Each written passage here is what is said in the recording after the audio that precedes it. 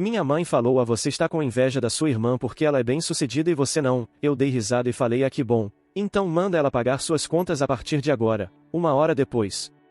Desde que me entendo por gente, minha mãe, Dona Clara, me trata como se eu fosse um erro que ela não sabe consertar. Tudo que eu faço é amar, enquanto a Júlia, é a filha perfeita que nunca erra. Ganhei um aumento no trabalho? Legal, mas a Júlia fechou um contrato milionário mês passado. Fiz um jantar para a família? Que bom, Lucas, mas a Júlia cozinhou um banquete para 20 pessoas com uma mão nas costas. É tipo um roteiro que nunca muda. Crescer assim foi como viver na sombra de um outdoor gigante com o rosto dela estampado. Minha mãe sempre teve um jeito de me fazer sentir que eu nunca era o bastante, enquanto a Júlia era a estrela intocável. Eu tentava impressionar, sabe?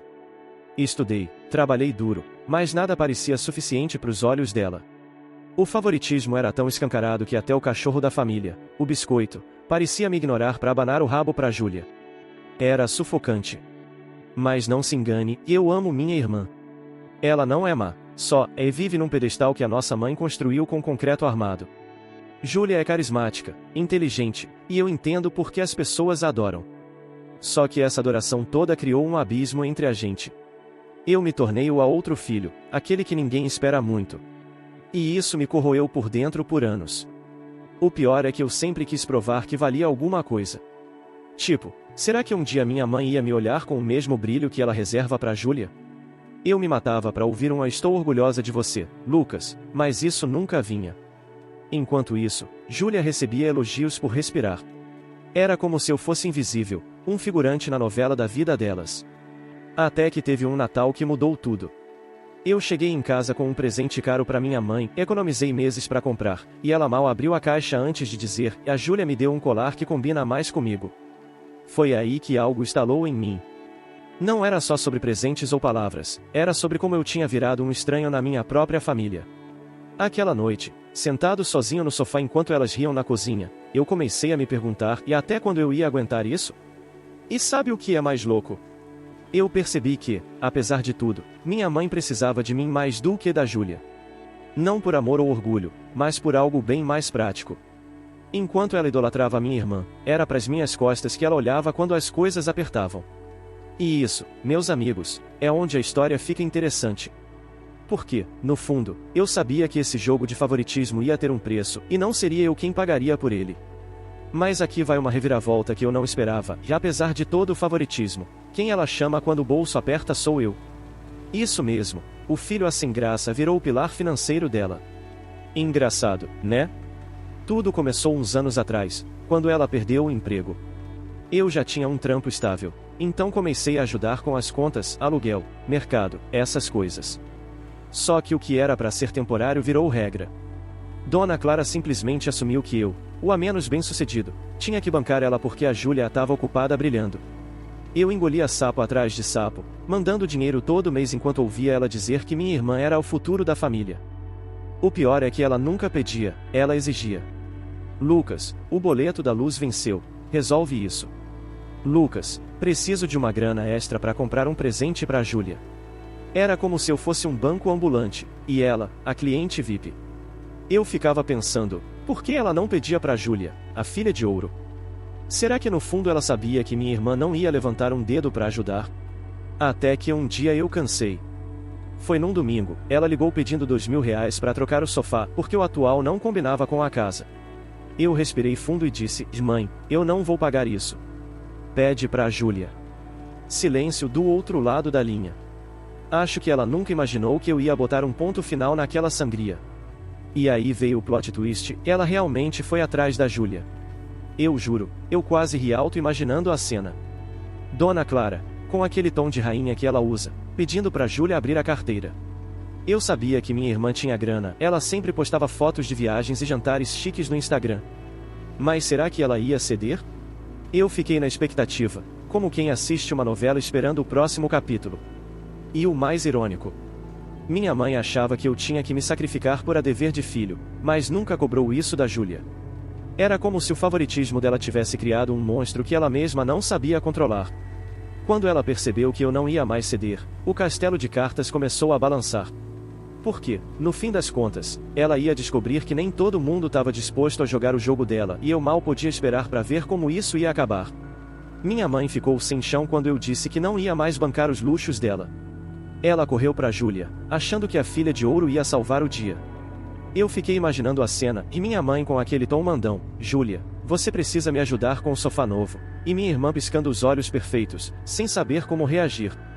Porque, vamos combinar, Júlia nunca precisou sujar as mãos para manter o pedestal brilhando. E aí veio a bomba, se ela disse não. Isso mesmo, a Júlia, a que ganha elogios por existir, recusou na lata. Disse que estava apertada com as próprias contas, que não podia ajudar agora. Eu soube disso porque minha mãe me ligou logo depois, furiosa, como se eu tivesse que consertar a situação. Ela me disse que não tem dinheiro, Lucas. Como assim, não tem dinheiro? Eu mordi o lábio para não rir. Será que Dona Clara finalmente ia ver que a filha perfeita não era tão perfeita assim? Pela primeira vez, eu vi o verniz da Júlia rachar. Ela sempre foi a rainha da pose e sorrisos impecáveis, fotos de viagens para a Europa, aquele ar de quem tem a vida resolvida. Mas quando o boleto bateu na porta, ela mostrou quem realmente é. Não era só o anão a que chocou, era o jeito que ela jogou a responsabilidade de volta para minha mãe, como se nunca tivesse assinado o contrato de a filha favorita. Eu confesso, fiquei curioso. Será que ela estava mesmo sem grana ou só não queria se incomodar? Porque eu sei que ela ganha bem, já vi o carro novo que ela comprou ano passado. Talvez, no fundo, Júlia tenha cansado de ser o troféu da família. Ou talvez ela só seja egoísta mesmo, e o pedestal fosse só uma fachada para esconder isso. O que eu sei é que aquele anão a mudou o jogo. Minha mãe ficou perdida, tipo um general sem exército. Ela passou anos me esnobando e colocando a Júlia num altar, mas agora a filha de ouro tinha virado as costas. Eu quase senti pena dela, quase. Porque, no meio dessa confusão toda, eu comecei a perceber uma coisa, e eu não era o único preso nas expectativas dela. E o mais louco? A Júlia escolher ela mesma, pela primeira vez, me fez pensar no quanto eu também tinha direito de fazer isso. Enquanto minha mãe tentava entender onde errou, eu senti um cheiro de liberdade no ar. Mas isso, amigos, é história para outro dia. Porque o que veio depois foi o momento em que eu decidi que ninguém ia me segurar mais, nem ela, nem ninguém.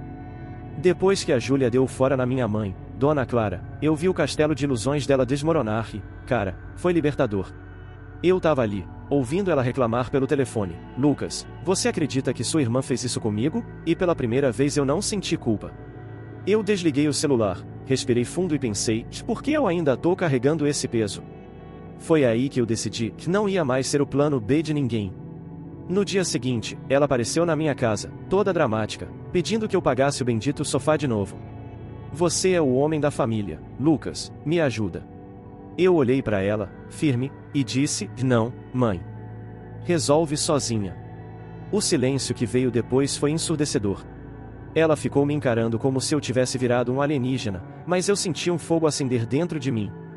Era o fim da linha para mim como capacho. Ver a Júlia se recusar a ajudar tinha plantado uma semente na minha cabeça. Se ela, a estrela intocável, podia dizer não, por que eu não podia? Eu passei anos me matando para provar meu valor, achando que um dia ia ganhar o amor ou o respeito da minha mãe. Mas naquele momento, eu entendi que eu não precisava da aprovação dela, nem de ninguém. O plot twist? Enquanto eu me libertava, minha mãe começou a me olhar diferente. Não era orgulho, não se engane, era desespero. Ela percebeu que perdeu o controle sobre mim, e isso a apavorou.